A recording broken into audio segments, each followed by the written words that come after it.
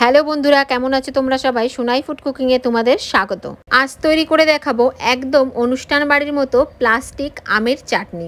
দেখলেই জিভে জল চলে আসবে, এতটা টেস্টি হয় এই আমের চাটনি। তো বন্ধুরা চলো রেসিপিটা শুরু করি। আমের চাটনিটা তৈরি করার জন্য আমি দুটো বড় সাইজের আম নিয়েছি। তো দেখো, এখন এই আমের খোসাটা ছাড়িয়ে নেব। তো প্রথমে আমের মুখটা আমি কেটে নেব। আর ভিডিওটা স্কিপ না করে সম্পূর্ণ ভিডিওটা দেখার জন্য অনুরোধ রইল। এবার একটা পিলার দিয়ে আমের খোসাটা আমি ভালো করে ছাড়িয়ে নেব। খেয়াল রাখতে হবে আমের গায়ে যাতে কোনো সবুজ অংশ না থাকে। তো এখানে দেখো, এইভাবে আমি দুটো আমই ভালো করে খোসাটা ছাড়িয়ে নেব।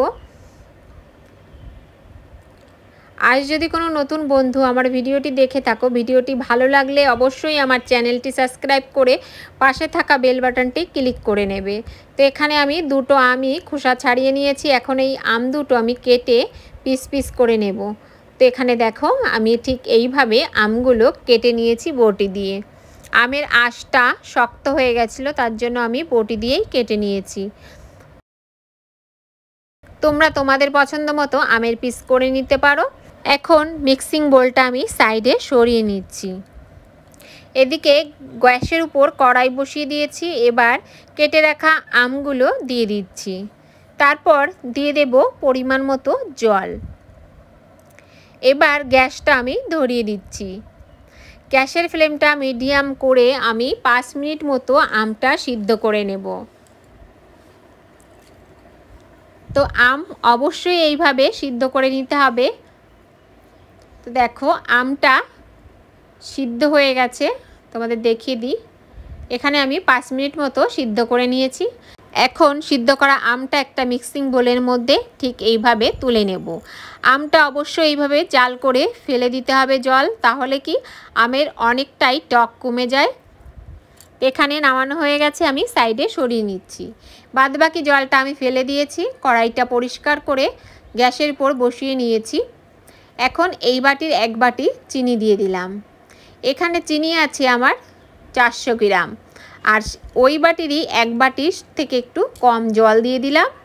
আর দিয়ে দিচ্ছি এখানে কিছুটা পরিমাণে কিশমিশ, দিয়ে দিচ্ছি কিছুটা পরিমাণে কাজু বাদাম,